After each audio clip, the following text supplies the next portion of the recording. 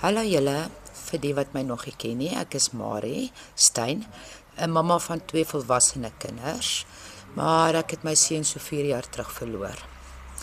Maar die Here het my 'n groot geskenk gegee met 3 wonderlike kleinkinders. Soos julle almal weet, bly ons in 'n wêreld wat baie moeilik is. Dinge raak duur. Ons kan nie meer oorlewe nie. En so traai ons mammas wat nie 'n werk kan kry nie, om 'n beter lewe te maak, om besigheid te begin van ons fone af, van ons rekenaars af. Dis al wat ons nodig het.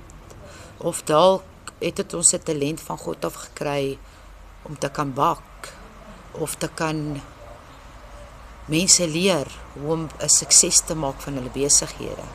Maar elkeen van ons is met 'n doel op hierdie aarde gesit, om 'n sukses van ons lewe te maak. Maar ons moet altyd onthou dat ons God eerste moet stel in wat ons doen.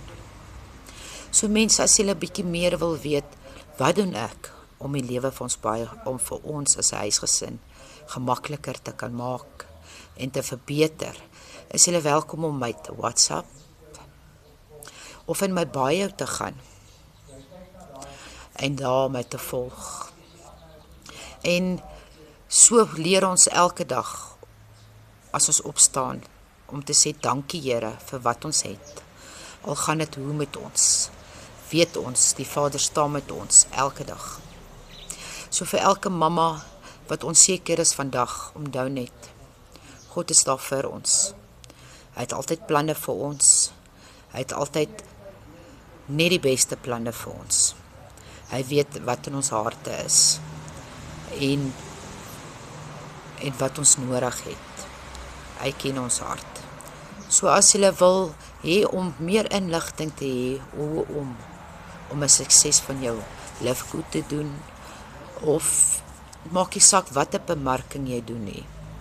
So sal ons almal leer en by mekaar kan staan en groei, dat ons 'n beter toekoms vir ons kinders kan gee en 'n beter toekoms vir onsself kan gee. En ons mans te kan ondersteun om bietjie minder druk op hulle sit te kan gee van om bietjie oortyd te werk of 'n bietjie harder moet probeer want ons kort dit en ons kort dit. Ons kry nie ons skuld afbetaal nie. Maar al daai dingetjies. Maar julle is welkom om my te WhatsApp. Ek sê julle help met liefde en dat ons saam kan staan en groei om vir ons die lewe beter te kan maak. En dankie vir elkeen wat elke dag na my video's luister. Ek waardeer dit.